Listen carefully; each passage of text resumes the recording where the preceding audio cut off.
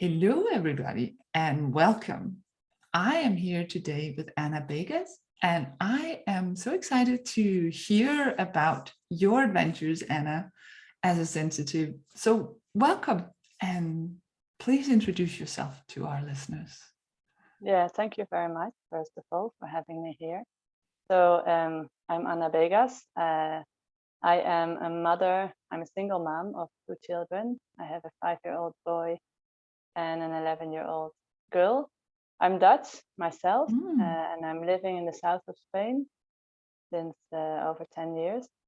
Yeah. And my work is I'm a healer, I'm a women's coach, and I've been working as a therapist for about also over 10 years. And at the moment, I'm focused mainly on my work with highly sensitive women to help them really step into their light, to really take their space in their lives and shine their light to bring their gift out into the world. Oh, I like that. I like the sound of that. I definitely think we need more of that. Getting our sensitive superpowers out there, radiant. Exactly. Yes. Exactly. I like hearing about that. And it sounds like, you said your daughter is 11 and you've been working for 10 years and traveling for 10 years. Can I ask if there was something that started that journey around that time? Well, the traveling came first. Actually, having my daughter was what made me stop, or at least calm down. Okay. So I guess it all began. Well, I guess it actually all began when I was around 11 years old, if I'm really honest. Okay. I lived with my parents and my sister in Holland. We had also moved from one part of the country to the other when I was 6. So who knows if that added to my sense of not having roots. I always felt a bit like a stranger even within my own family. Yeah. So when I was 11, my parents divorced. And then I was given the choice, will you live with your father or mother? And I couldn't make that choice, so I chose both. So I started with half week here, half week there. And basically my life as a kind of a backpacker, as a nomad, is almost like, when I'm really looking back, it started there, because I just had my backpack and I kept going from one to the other. When I was 16, I then moved out and lived by myself. And when I was 18, I finished high school and I left Holland. And the plan was a year of traveling, and that became 10 years. Oh, wow. Yeah. Yeah. And I have then, in those first years, I kept coming back to Holland, but until maybe I was 21.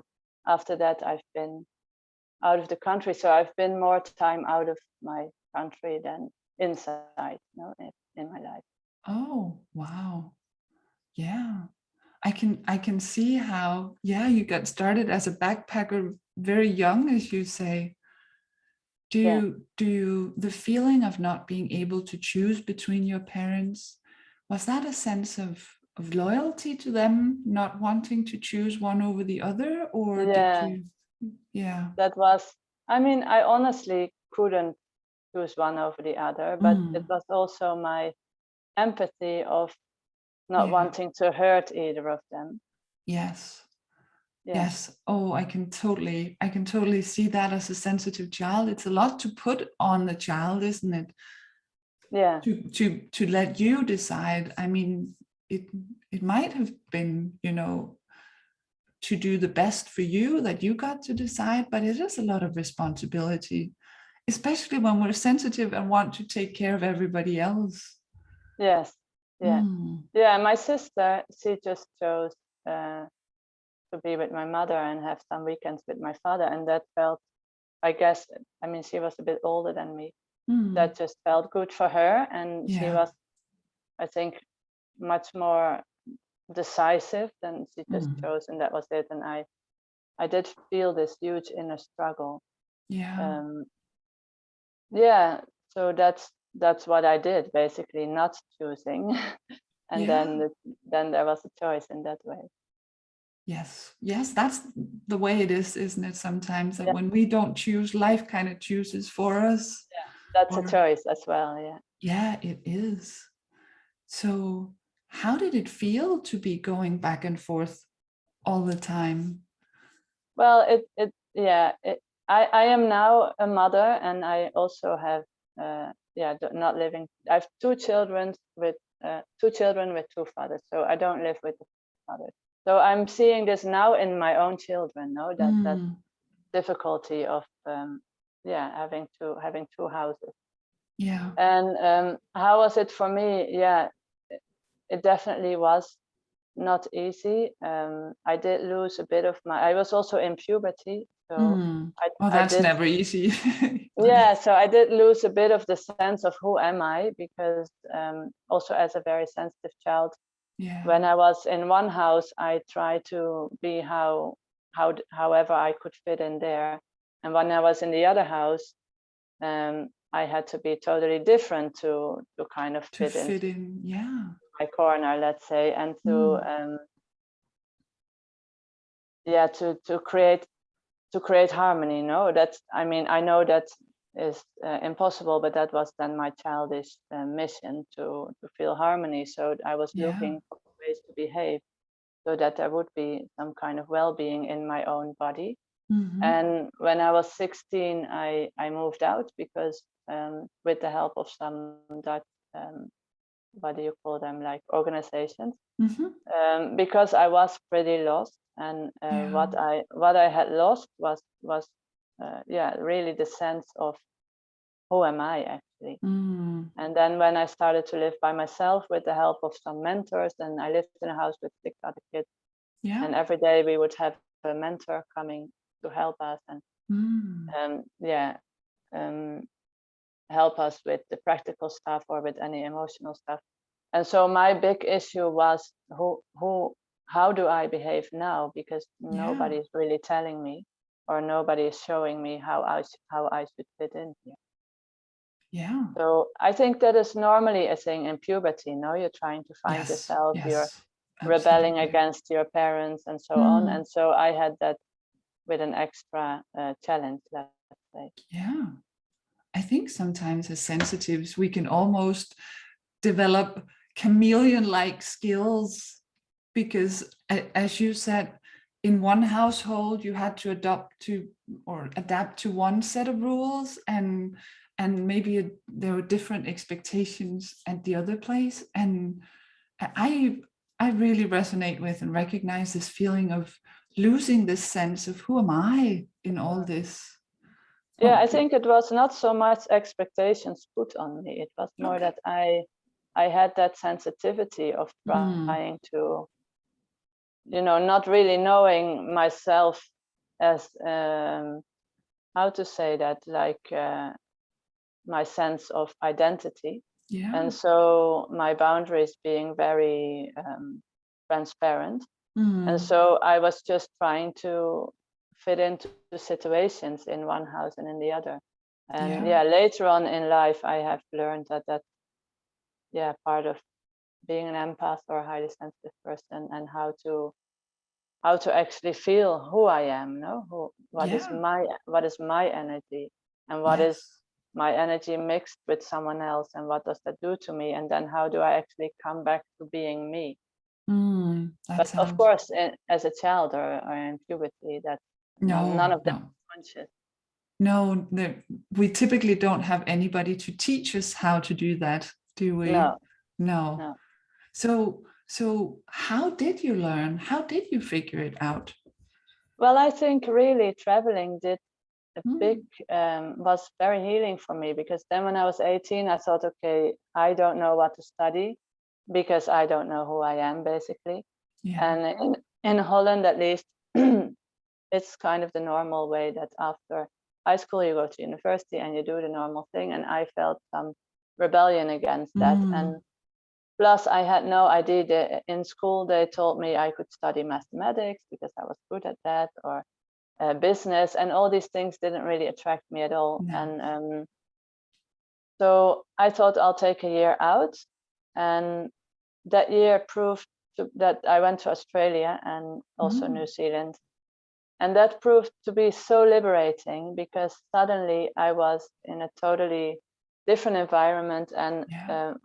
also nature, because Holland is very populated. So I had Mm. never seen such vast expanses of nature. So that was really, really healing for me. But also, Yeah. I could just suddenly be whoever I wanted to be, without a story, without people knowing Yeah. my background. And Mm. there I could experiment, like, okay, so I can be like this, I can be like that, I can make mistakes and I move on to the next place on my journey and nobody knows. I Mm. didn't have this package, oh, she's the child who, whatever, Yeah. Yeah. moved out young, or. Mm. So and I had this image of myself of somewhat troubled person with divorced parents, and Ah, and yeah. and then I moved out, and all that story I could just let that go. And Mm. yeah, and then I really, really loved that freedom, and I started to work a lot on organic farms, and I really loved the contact with the earth.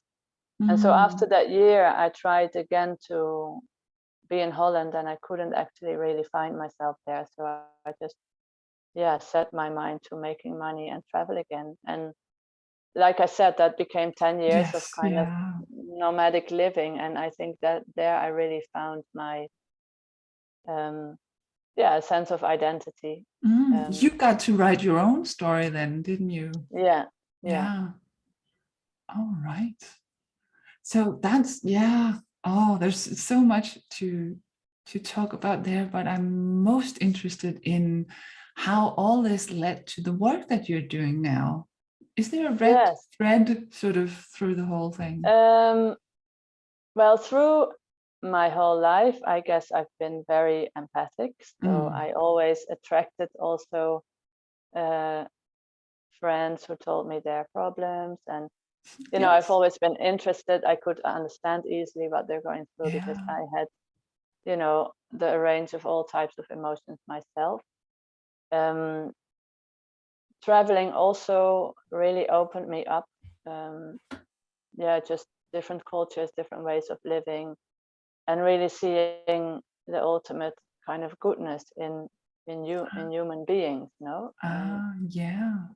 and when I was, after 10 years of basically roaming around and making my money and then traveling again, and then Hmm. finding work again, and I started to feel I want to settle down. I want to, yeah, to have some more focus. So I wanted to study. I Hmm. started to study herbal medicine, Yeah. which was in Scotland. And there I started to, yeah, to have a focus for those interests, no, those Yes. interests Yeah. of helping other people, interest in holistic being and holistic healing, my interest in the plant. And I guess from there on, it started to open up. I also, in the course, I started to learn massage. Um, Mm. I really liked working with the body, with the human body. And then Hmm. I started to study further in that with Ayurvedic um, Okay. Yeah. approach, Ayurvedic Yeah. massage. And I started to focus that on trauma healing, because of so much trauma that is kept in the body, and Mm. started to work with that, and then including the energy field. And then I included coaching, because the mental Yeah. aspect, I wanted to be able to reach that as well. So it's just been kind of an interest that that kept on going, and I'm still learning, and I'm still, yeah, I'm also just working with that, and it's really a passion. I really, really love Yeah. it. Yeah, Yes. Yes. I usually say that once we start that kind of inner work, we will never be out of a job ever again. It's a lifelong, exactly. it's a Yeah, lifelong yeah, process. Yeah.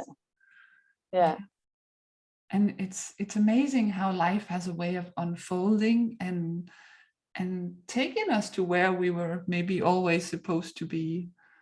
At least I like to see it that way. So if you were looking back at the whole going back and forth between your parents, and what would be the best thing you think came from that? Good question. I think many things. A certain resilience inside myself, and flexibility and adaptability, which Absolutely must also, be. also in the traveling, Mm. I needed to be very adaptable. Yes. Sometimes the issue can be that I was too much adapting, Yeah. and losing myself. But of course, that's then you go a bit out of your center to come back to it again. Yeah. So yeah, I guess in the looking back, it has given me it has actually given me my sense of self because of losing it so much.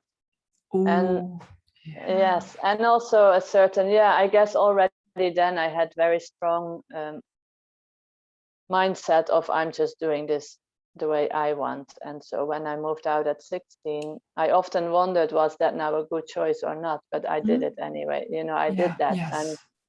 and that's a bit, part of my character. I am quite rebellious and maybe stubborn, and just do things my way and not always give it so much thought beforehand. But that has brought me all around the world, and Yeah.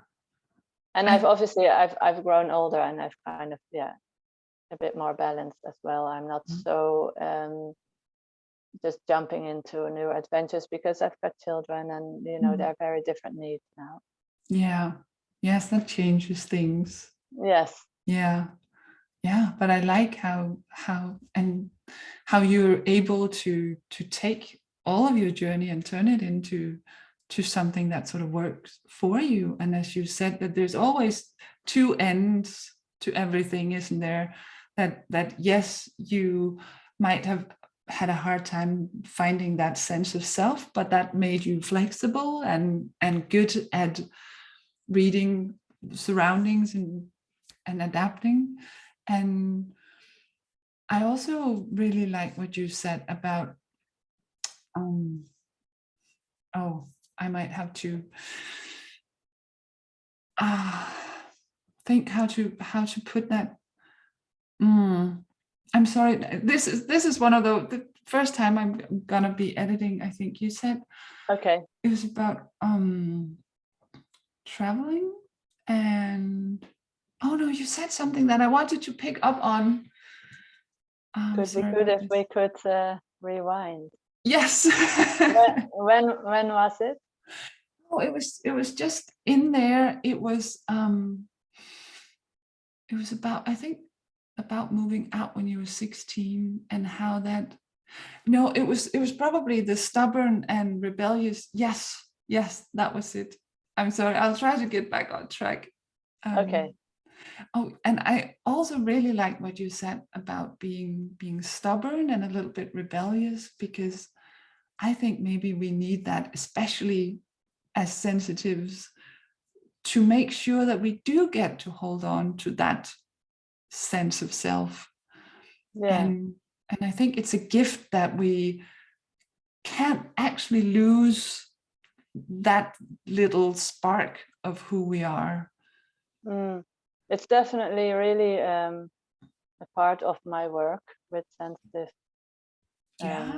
women. Yes, please tell us a bit Because more about that. yes, I think first of all, touching on the rebellious nature of myself and my work. I think we need to be rebellious because we're living in a society that's definitely not healthy. No. And you can see that everywhere at the moment, and it's getting more intense, and the earth herself is really suffering. So I think there's no other way out than to be quite rebellious. And I think as highly sensitive people, we need to be rebellious in the way that society has taught us. And most of our, I got that message kind of, unconsciously from my own family, that vulnerability and sensitivity is a weakness. Yeah. And our society really praises that we're strong, and when you have goal-orientated behavior, competitive, you need to be practical, you need to be kind of consuming, or kind of helping that system to keep on rolling. And so Yeah. whatever falls out of that, which is sensitivity, vulnerability, being very emotional, all of these things that are actually our strengths, they are seen and they are judged as a weakness. So I feel we need to be rebellious in that sense of turning that around. And first of all, by believing ourselves that this is not a weakness, no, this is Yes. in fact a strength. And if I can be really vulnerable, and I have been really vulnerable at different times in my life, where I've had different types of breakdowns, or really didn't know Yeah. anymore what I'm doing with my life, or all sorts, because I'm very sensitive, and because life does give us those difficult circumstances at time, or illness, or Yeah. Anyway, I think if you can really, really touch into that vulnerability in yourself, that is where real empathy and connection with the other comes from. Absolutely. And I think that's what's greatly missing in our society at large. And Yes. so we need to become rebellious. And rebellious doesn't always have to mean that we're like on the street and, No. fighting Yeah. for our rights, which is great if that's your calling. It's not Yeah. mine. But we need that as well, obviously. But rebellious can also be that you just really touch into your own vulnerability, and you feel okay with that, and that you really build deep, trusting relationships with other people, and Yes. not just people, also animals, nature. Yeah. And I feel that connection, the real deep connection with others, and real sense of belonging, really comes from being able to be touching in with your own sensitivity. And I think highly sensitive people have a role to play, through their art, Yes. through their music, creativity, through their healing, through through their Absolutely. strength. Yeah. Yes. Yes. Yes. I totally agree. I think we need more of that in the world. So if So in my work, that's a big part of my work, basically, for each. At the moment, I'm working with women mainly, but I do also work with men.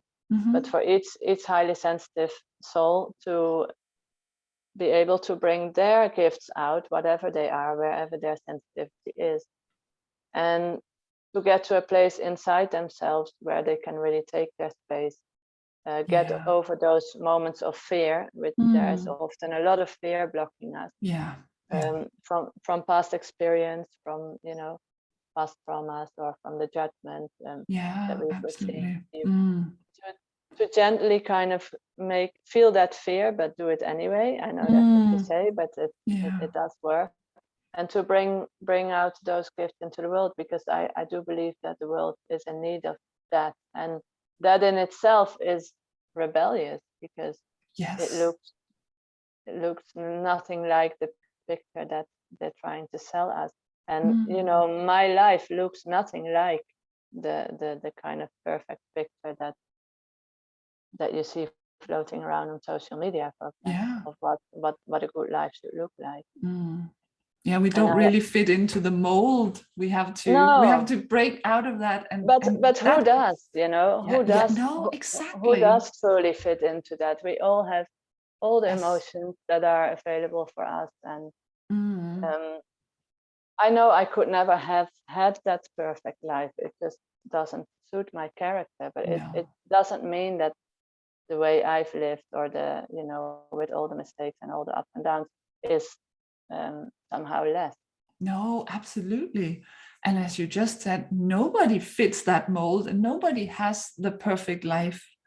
And I think sometimes that the biggest strength or gift in being a sensitive is that where some people actually have the energy to try to fit into the mold their whole lives, we don't. And that's where things start to change, because I think most of us have this strong need to belong and to fit in. So if we could, we would probably, pretend to be quote unquote normal and get along and do what society wants. us to do, and just, you know, march on and do what we're supposed to. But because we can't, as Yeah. sensitives, we can't take that, we can't survive in that. That's where we have to sort of break out. Yeah, I think we need a lot more self-care, I suppose. And Mm, I've never done really the 9 to 5 normal thing. no.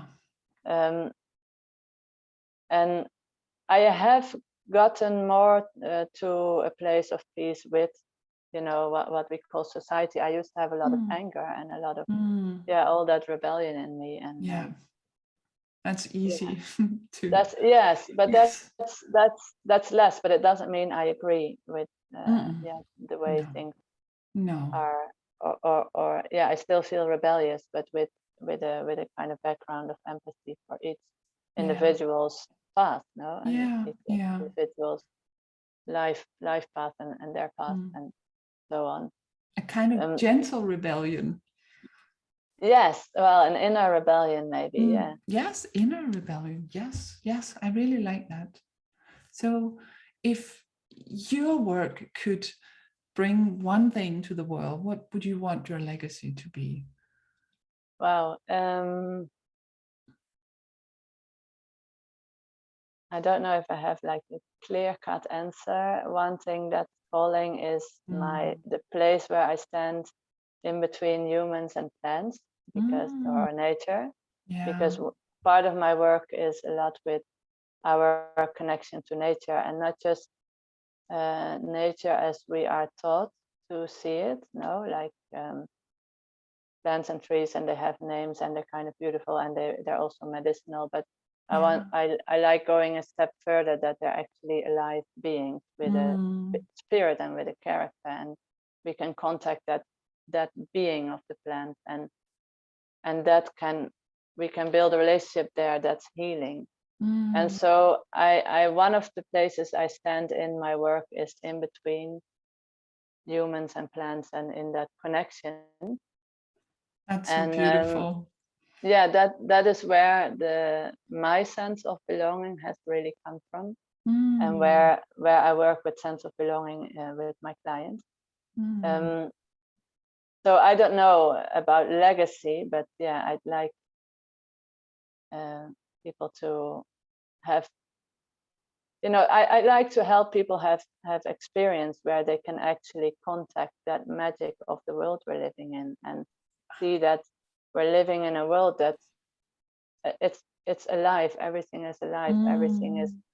Everything has spirit, and everything is um, communicating to us. And if I can shift a few people's way of seeing the world there, I think that's a great thing, because if we relate to the world around us as something that's breathing and alive and communicating, then it would be very difficult to keep harming that world. Yeah. And Yeah. so if that is not just a message, it's an experience, it's an Yeah. inner knowing. And if that spreads, I think that's a very positive thing. And then the other thing that I don't know whether, I never thought about what legacy I would leave, Mm. but the other thing would just be for for women or for other people to really start celebrating themselves and the beauty that they are. And yeah, I mean, every human being has so many gifts and talents and so much beauty and wonder, and even that they came here in a human body and Mm. manifested that way. And that, even that is like um, a feat. No, even that is amazing. And Yeah. so if I can stand somewhere where I help other people celebrate themselves and be, happy with themselves, Mm. and from there kind of shine their light into the world, then I'm really happy. Yes, that is both beautiful and powerful, because when Yeah, we can hold that space for others, they get to shine as well, and then that just brightens up the whole world, doesn't it? yeah. Yeah. Oh, thank you so much for being here and for sharing your story and your travels and your adventures and your rebellion. So Thank you. thank you Thank you so for much. having me. Yeah. Have a lovely day. You too. Yeah.